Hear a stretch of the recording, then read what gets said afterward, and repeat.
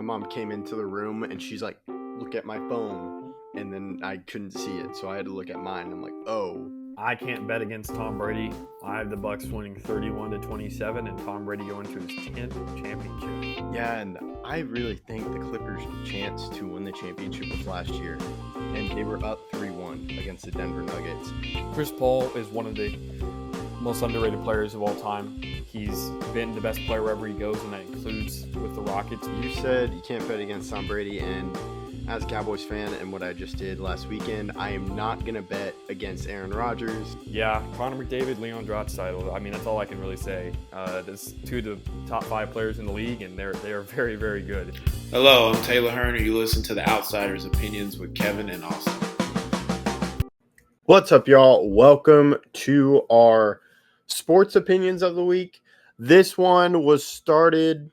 I don't know how this idea started, but we were talking about new rules. Maybe it's the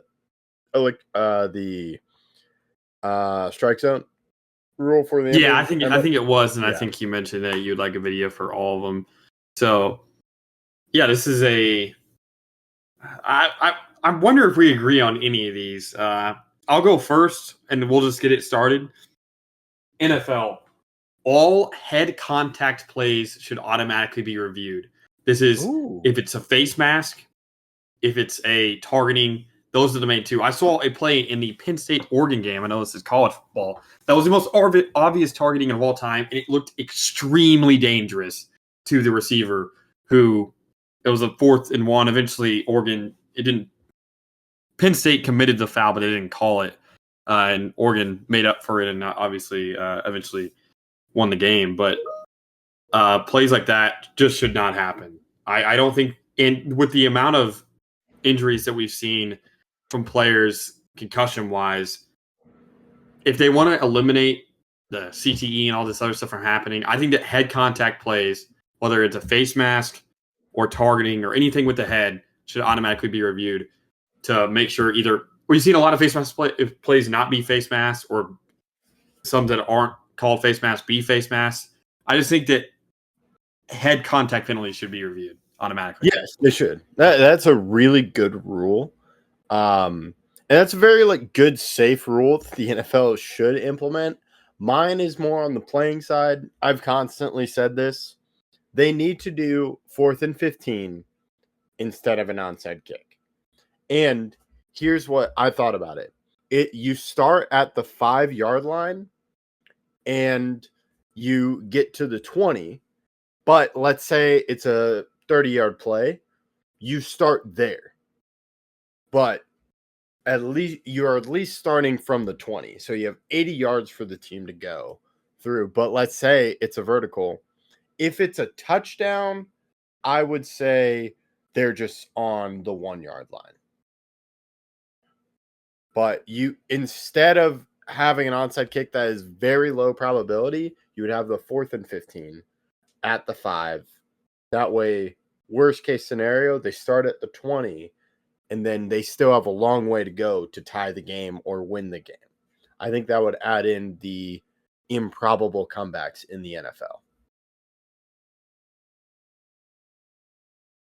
Yeah, I think that's a good choice. I know we talked about that a lot recently, or not recently, but previously, because onside kicks are almost impossible to get.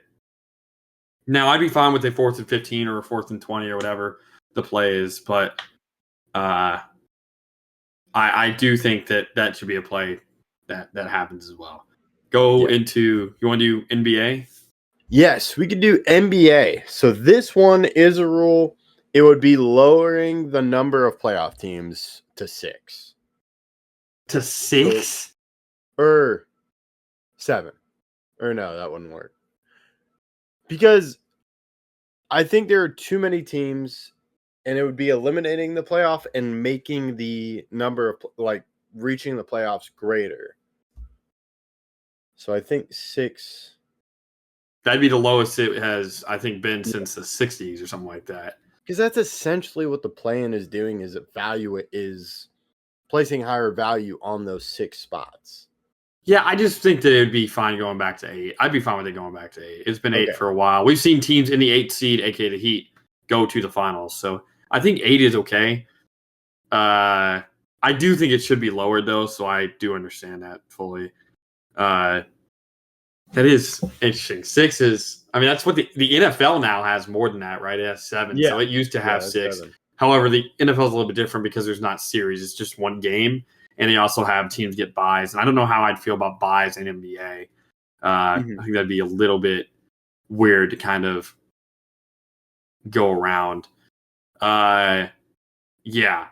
So mine for the NBA was similar to yours, but it was just to go back to 8. That I did removing the play-in from existence. I think that we both are on the same kind of playing field there. I just think that the play-in makes the regular season so unvaluable, especially because you can be in a 10th seed and win the playoffs and then win the play-in and then get into the playoffs and win the championship. I don't think a team that's in the 10th seed should have the opportunity to do that because it makes it to where 20 of 30 teams, 66% of teams get into the playoffs, which is way too much in my opinion.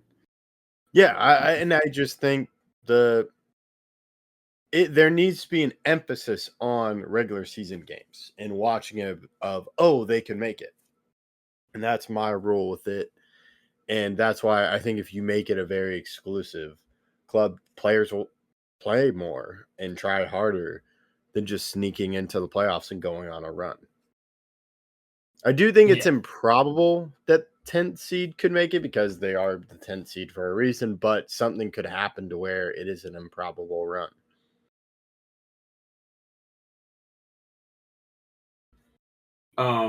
Yeah.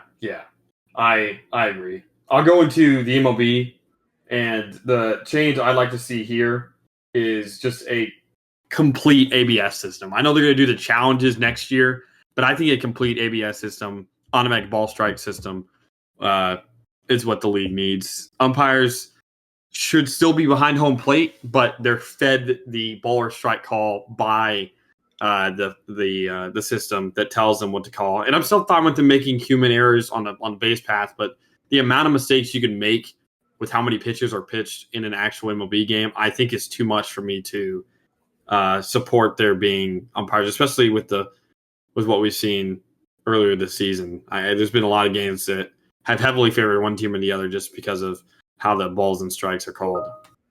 Yeah, and with just how fast pitches are, it's impossible. And you can get it done with a machine that does it right with the strike zone. I'm in favor of that. And baseball is a league that has done a lot of changes, but I think one is bringing back the waiver deadline. That's a thought I had recently during should the trade deadline be moved back?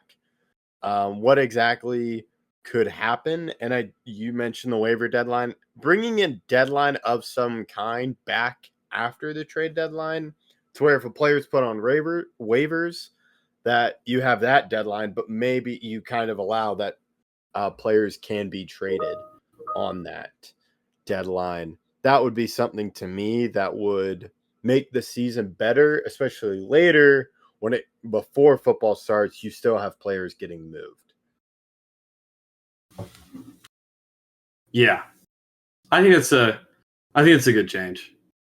Yeah. What do you have for NHL finally? So the NHL, I focused on overtime and 3-on-3. While I understand it, I think it would be better with 5-on-5. So this is regular season overtime. Regular season overtime. It's 5-on-5. Postseason overtime, magnificent, amazing. Never touch that. It's in the regular season where I think, because you'll see with 3-on-3, they'll kind of just hog the ball or hog the puck.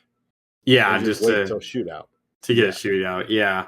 That's an interesting change. I know why they do that. It's because it's more susceptible to get an actual goal because of how much shorter the overtime period is. It's only 5 minutes versus the 20 minutes that a normal period is. So that's why they do it, I believe. But that would be an interesting change to see. I haven't really thought of that for making it 5v5. Mine is the trapezoid. Do you know anything about the trapezoid? Yes, that is behind the goalie, And Yes, the goalie has to be in the trapezoid to actually handle the puck. I think that Yeah. should be abolished. I Oh. know why they do it. It's for goalie safety. But I feel like if you want to go out there, the goalie's a player too and should be able to go outside the trapezoid to play the puck. I feel like again, I understand why they did it, but I don't like the rule personally. I think it's the rule that they could go without. Okay. Ooh, I like that. So it'd be more on the sides because sometimes the goalie will come out and put the puck back into play on their side, usually on a power play. But it'd be more behind the net. Well, it's not behind the net. Behind the net, they can play it. It's in the corners. Oh, they the can't play the corners. puck. Got it. Corners. Yeah. So if it's behind the red line, like closer to the boards in the red line, and outside the trapezoid, they can't play the puck. But I think that's the rule that should get changed. Okay. I never thought of that, but that would add for some exciting. It'd be maybe you could add a penalty of like protecting the goalie a little bit. But it'd be fun, and it could lead to some disastrous goals of a goalie misplaying the puck in the corner. Yeah.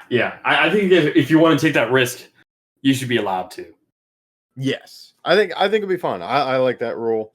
Hopefully, all the teams implement these rules. I think that would be great. Let us know the thoughts in the comments. We appreciate you listening to Outsiders Opinions.